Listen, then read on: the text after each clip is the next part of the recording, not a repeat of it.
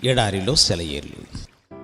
ఫిబ్రవరి 2వ తేదీ కొరకు వ్రాయబడిన ఈ భాగాన్ని మీకు చదివి వినిపిస్తున్నది సహోదరుడు పాల్ సుందరం. తన చేతి నీడలో నన్ను దాచియున్నాడు, నన్ను మెరుగుపెట్టిన అంబుగా చేసి తన అంబుల పొదిలో మూసిపెట్టియున్నాడు.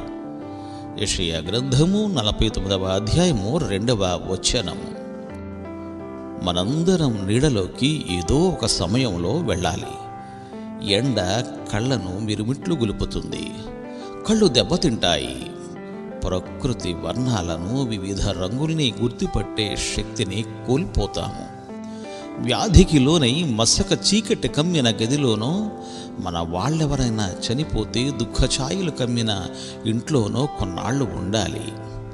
కానీ భయపడవద్దు, అవి దేవుని చేతి నీడలే. ఆయనే నిన్ను నడిపిస్తున్నాడు. నీడలో మాత్రమే నేర్చుకోగలిగిన పాఠాలు కొన్ని ఉన్నాయి. ఆయన వదనాన్ని చూపించే చిత్రం చీకటి గదిలోనే వేలాడుతుంది. చీకటిలో ఉండి ఆయన నిన్ను పక్కకు నెట్టేస్తాడని అనుకోవద్దు సుమి. నువ్వింకా ఆయన అంబుల పొదిలోనే ఉన్నావు. పనిక రాని దాన్ని పారేసినట్టు ఆయన నిన్ను పారేయలేదు. సమయం వచ్చేదాకా నిన్నలా ఉంచుతున్నాడు. సమయం వచ్చినప్పుడు గురిపెట్టి నిన్ను పంపాలనుకున్న చోటికి రివ్వున వదులుతాడు.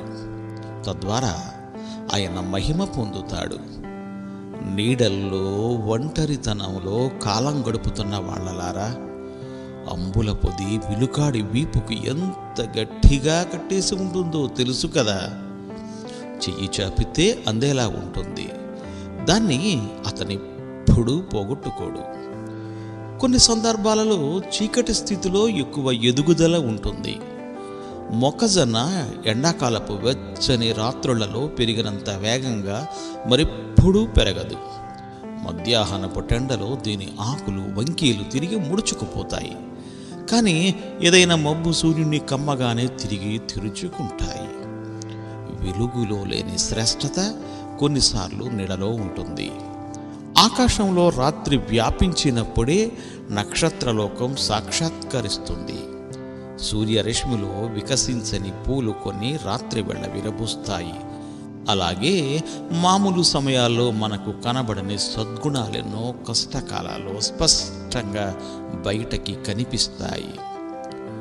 బ్రతుకు నిండా ఎండలే మండిపోతే ముఖం కమిలి వాడిపోతుంది.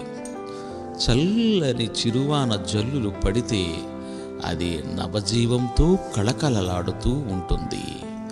దేవుడు మిమ్ము దీవించుగాక. ఆమెన్. ఆమెన్.